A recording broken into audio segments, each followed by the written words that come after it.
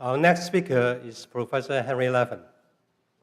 Henry M. Levin is the William Kilpatrick Professor of Economics and Education at Teachers College, Columbia University, and Director of the National Center for the Study of Privatization in Education. He's also the David Jacks Professor Emeritus of Higher Education and Economics at Stanford University, where he served from 1968 to 1999 after working as an economist at the Brookings Institute in Washington, D.C. He is a specialist in the economics of education and human resources and has published 16 books and almost 300 articles on these and related topics. He has been a fellow at the Center for Advanced Studies in the Behavioral Sciences and at the Institute for Advanced Studies, University of Tel Aviv, a distinguished visiting professor at Peking University, and a visiting scholar at the Russell Sage Foundation. He has served in Fulbright professorships at the University of Barcelona, Autonoma, and at the Universidad Metropolitana de Mexico. I hope I pronounced it correctly. And as the Wayland visiting professor at the Chinese University of Hong Kong. Levin was the president of the Evaluation Research Society and the recipient of its Gunnar Myrdal Prize for contributions to the field of evaluation. He is the former editor of the Review of Educational Research. In 1991, the New York Times named him one of 9 national leaders for innovation in education. In 1992, he received the Charles A. Dana Award for pioneering contributions to education. He has been a member and president of the Palo Alto School Board and has been inducted as a guest professor at Peking University. He's also on the board of trustees of the Education Testing Service and the president of the Comparative and International Education Society. At present, Levin is doing research on educational reform, educational vouchers, cost-effective analysis, financing education equity, and educational privatization. From 1986 to 2000, Levin served as the director of the Accelerated Schools Project, a national school reform initiative for accelerating the education of at-risk youngsters. There are presently over 1,000 accelerated elementary and secondary schools in some 40 states in America and 50 schools in Hong Kong. His most recent books are Cost-Effective Analysis, Methods and Applications, Privatizing Education, and Privatizing Education Charge. Let's welcome Professor Levin. Thank you very much. It's really an important honor for me to provide this keynote for this symposium. And I'm going to raise questions on what my own personal role is, but my talk will really be about the institutional role of TC and using as the example Kuo to understand what is a very long history for us. 100 years is long in America. We're about 400 years old, our nation. Very short period in China, if one looks at Chinese history. So you have to understand that the time elements vary a lot in terms of our interpretation. Well, Kuo Pengwen received his PhD a century ago. And that, as I mentioned, is a long time for us. And then he went on to a distinguished career. And he was a pioneer. He was one of the first of a distinguished group of Chinese educators who studied at Teachers College and Columbia University. And I'm very, very pleased, and I know you are, to celebrate his important contributions today. With the honor of having His eminent descendant, great-grandniece, Carolyn Sue, here with us to represent this important line of intellectual participation and combining histories in the two countries, our short one and the longer one in China. And we also wish to welcome, of course, Professor Wei and Vice President Liu, Southeast University, and Mr. Zhao. And of course, I'm always delighted when my colleagues participate, and especially our president, Susan Furman, and Professor Moon Song, who is a very long-time associate of mine, even by Chinese standards. But none of this explains why I'm standing before you and why I was chosen, and that was kind of a mystery to me too. I accepted very readily, but then asked myself, now, why am I making this presentation? So I view myself, my own answer, as representing that of the TC professor who cares about China and was drawn into China by virtue of exposure to its history, a fascination with its culture, and a dedication to my many Chinese students and colleagues. Now, this history, we've mentioned Paul Monroe, and that's quite interesting because it turns out that Paul Monroe was not the dissertation sponsor of Kuo. The dissertation sponsor was actually George Strayer. George Strayer, I knew his work very well because he was one of the pioneers in educational finance in the US. And anyone who studied educational finance historically would be familiar with the so-called Strayer-Haig formula, which was adopted by most states for financing education within the states, given these highly decentralized systems that we represent. So I suddenly realized that there is a place for me. I'm not a distinguished philosopher. I'm not a distinguished comparative educator, as Paul Monroe and John Dewey were, but at least I have a specialization in the field of George Strayer, who was the actual dissertation sponsor for Kuo. Now, as you know, when we talk about this history, Paul Monroe, I didn't do anything, I just mentioned Paul Monroe's name. Paul Monroe is generally considered as the father of comparative education. And that in itself makes us proud generally at TC because this very important field, which we see as becoming more important, really had its origins here historically. And John Dewey, the father of pragmatism and arguably the most important American philosopher, and I say that not just educational philosopher, the most important philosopher in the US, both visited China, as you know, and this is a time when the travel was much more arduous and the living conditions were much more arduous. And these two clearly influenced Kuo. I should remind you that Dewey visited China in 1919 expecting to stay 2 to 3 months. He stayed 2 years and 2 months. And later, his daughter wrote in 1939 that China was the country closest to his heart after his own. So this was more than just professional service or duty. It was an attachment to China, and I would guess that the same is true for Paul Monroe. Now, I have a little attachment to the third TC professor of that period who also visited China, and this was William Hurd Kilpatrick.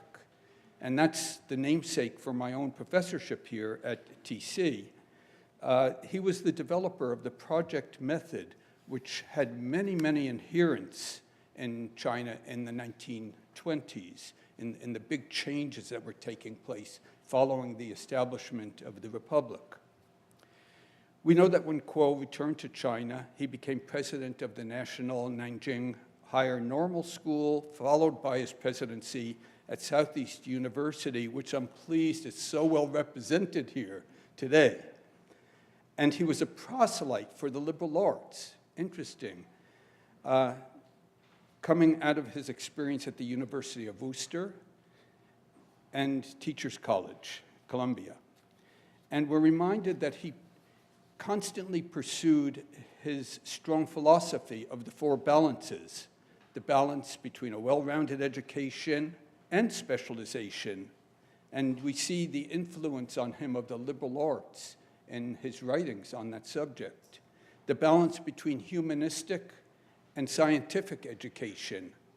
That's very, very important to many of us. The balance between investment in teaching personnel and the facilities, the ability to have institutions to provide teaching and instruction. And finally, and this is very interesting to those of us who do work in China, the balance between national and international learning. The idea that we can learn in both directions, and we need to look in all directions for our learning endeavors. Now, it's interesting that many other Chinese scholars followed Kuo to TC, and there's some evidence that TC had more graduate students from China than any other US institution, I think prior to 1930, which is a very important date for us and a very important time in China because there were many changes between the establishment of the Republic in 1930 and then some big changes following that. The scholars who studied at TC returned to China with great ambition and commitment. And I was very impressed to read the list of the presidents of universities in China in this period and following. It's first of all, virtually a list of TC graduates and at the most important universities in the country. I won't read the list, I have it here, some of you may have a copy, but it's very, very impressive, including the ones that I'm affiliated with, Beida, Beijing Normal University,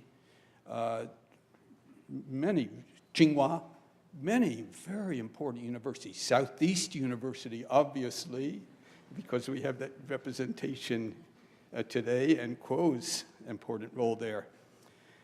So symbolically, I, and in part representing Teachers College faculty, identify with this important educational history. I have to tell you personally, I met my first Chinese students in 1970, and I don't mean Chinese American, I mean students initially coming from Hong Kong and Taiwan. And then in the early 80s, we started to get a flow of students from the People's Republic of China. And I always tell people I'm a very lucky person,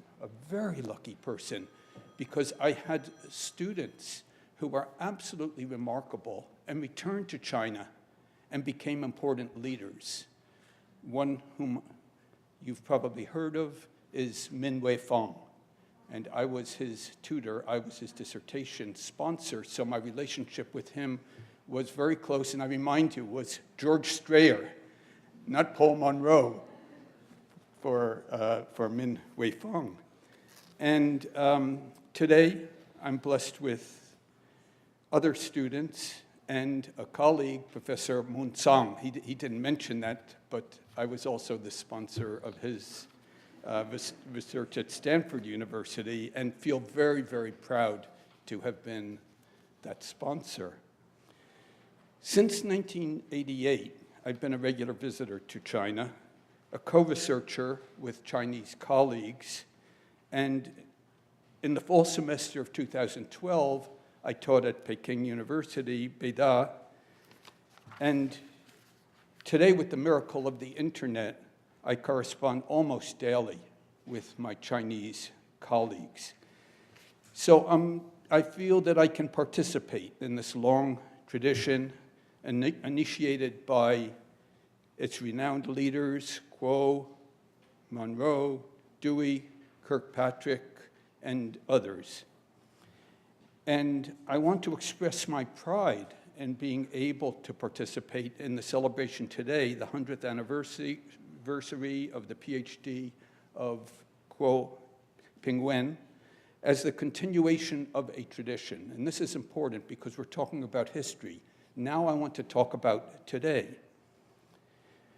I've emphasized that TC occupied an important role in collaborating with Chinese educators and scholars at the establishment of the Republic and the presidency of Sun Yat-sen.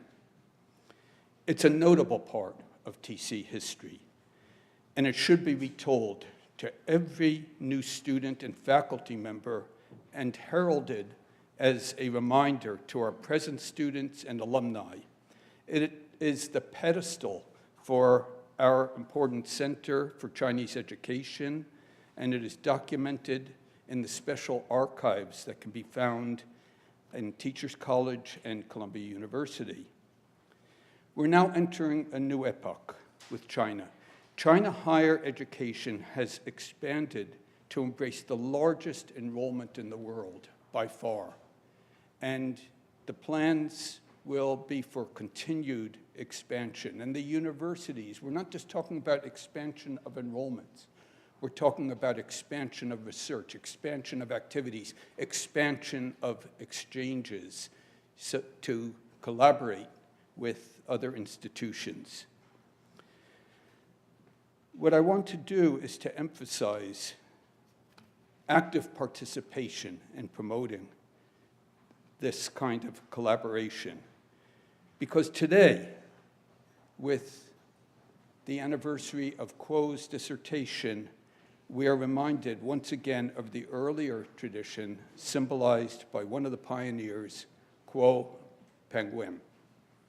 And his professors, Paul Monroe and John Dewey, and I will add George D. Strayer, which I just learned, by the way, from the beautiful little volume that was produced in preparation for this conference. So I want to appeal to all of us to let us use this event to honor Dr. Kuo and move forward in building together a new tradition that provides a continuation of what was established earlier, historically, a long time ago from the point of view of Teachers College, a very short time ago in the history of China.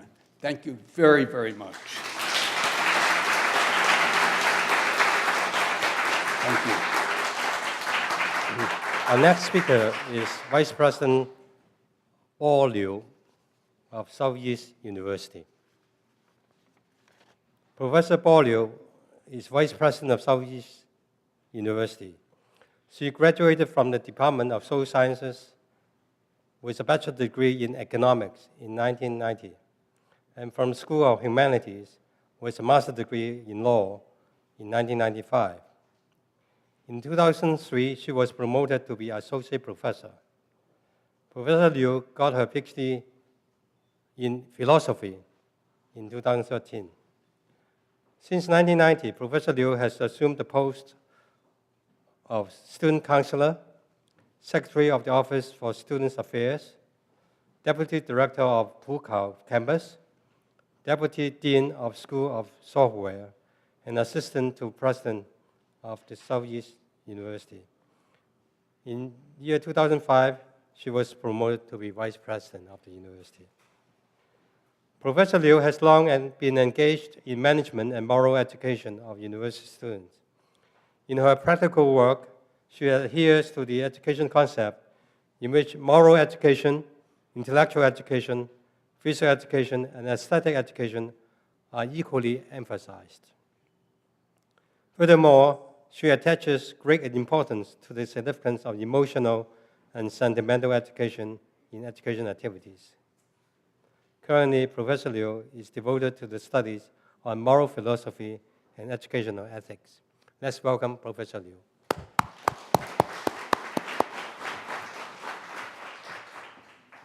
尊敬的 Susan，福尔曼校长以及 Levin 教授，尊敬的韦毅院士、许知玉女士，各位专家学者、老师、同学朋友们，大家好。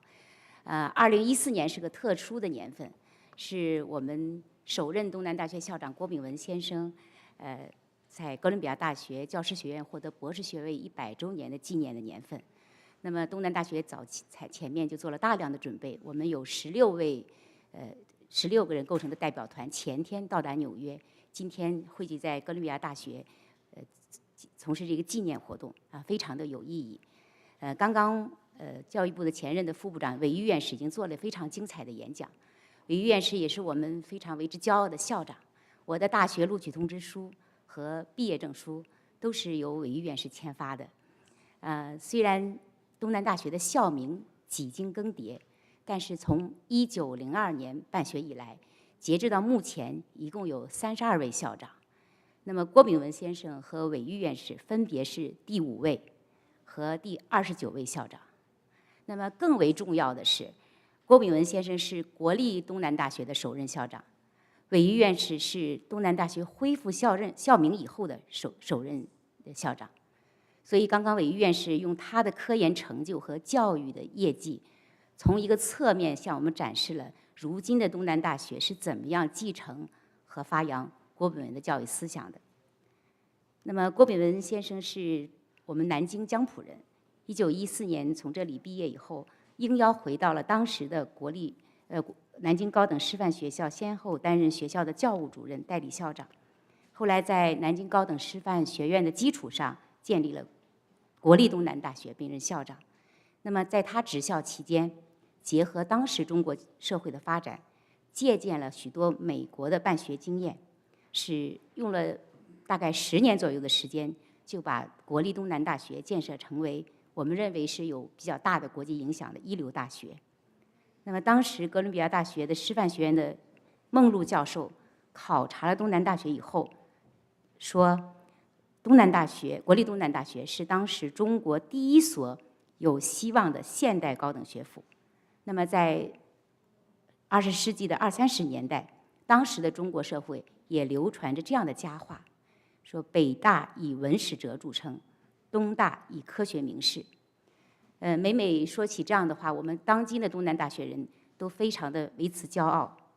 那么我想这也是对当时20年代国立东南大学引领中国高等教育发展的一个肯定和赞誉。这里边有各大师范学院的这样培养的成绩。那么在执校期间，郭炳文先生放眼世界，开放办学。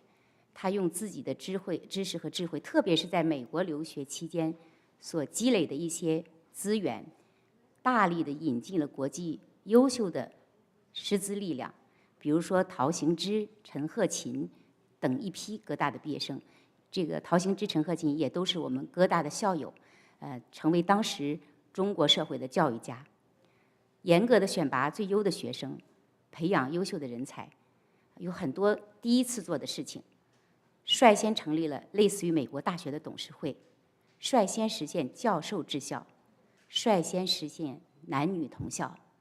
作为女性，我们特别感谢郭校长使得中国的女性有机会跟男生一起在大学里学习，还率先的推行学校的自治制度，率先的开展了社会服务，拓展了当时大学的一个办学功能。那么也积极的开展国际合作和交流，邀请了美国的教育家杜威和孟露，英国的哲学家罗素，德国的哲学家杜里舒等一批专家学者来讲学。在我们现在学校的一些著名的建筑，比如说体育馆、大礼堂，都曾经留下他们在那儿讲学的印记。那郭炳文先生还先后3届担任世界教育会的副会长和亚洲分会的会长，积极承担起作为一个国际教育家的责任和义务。刚刚Levin 教授在演讲的时候已经提到了郭炳文先生的一些办学的理念和思想，当然他是代表哥大说的，我想我还要代表东南大学重温一遍郭炳文先生的办学理念和教育思想。比如他提出的4个平衡、3育并举，这都有非常重要的开创意义。所谓的4个平衡，就是通才和专才的平衡。就是本科要注重通识教育，但是也不应该忽视应用，要注重专才教育，也不忽视基础。还有就是人文和科学的平衡，人文、社会科学和自然科学要并重，既要倡导民族精神，又要倡导科学精神。第3个就是师资老师的力量和设备的一个平衡。大学教育应该以教授、以师资为第一，但是物质条件、实验设备也不应该忽视。第4个就是国内和国际的平衡，既重视博学之士，又要广求知识于世界。那么所谓3育并举，我们现在提到的德育、智育、体育这样使学生能够在才能、在体魄、在精神、道德和学术方面都达到一个相当的发达的境界，使学生既具有国士的气节和风度，以国家为己任，以天下为己任，成为平正通达的建国人才。这些思想都深深地影响着当今中国高等学校的这个发展。那么郭炳文先生无疑是中国传统知识分子的一个代表，用中国传统的理念、文化理念，讲求修身齐家治国平天下这样的价值观。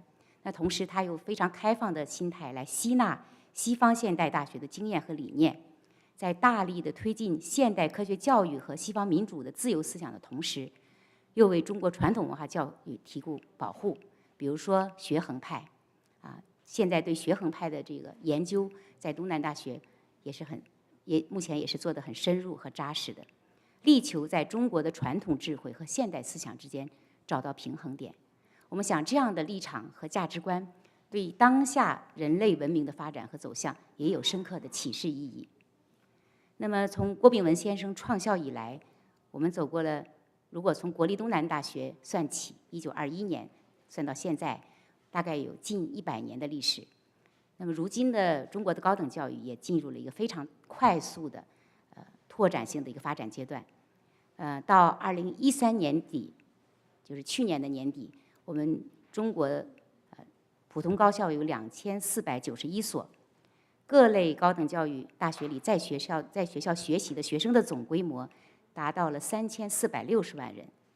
那么如此庞大的，因为中国的人口基数比较大，所以高等教育的这样规模，国家也采取了一些分类发展的战略方针，确定了要分层分类的发展建设一批世界高水平和世界一流大学的这样一个战略的任务。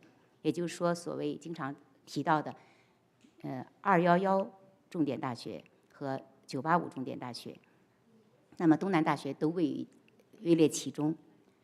如今的东南大学，我们有在校的全日制学生近3万人，其中研究生有1300多人，13000多人留学生是1600多人，全职的教师有2600多人。学校的占地面积还是很大的，有5880亩。我们有3个校区有学生、老师在那儿生活、学习、研究。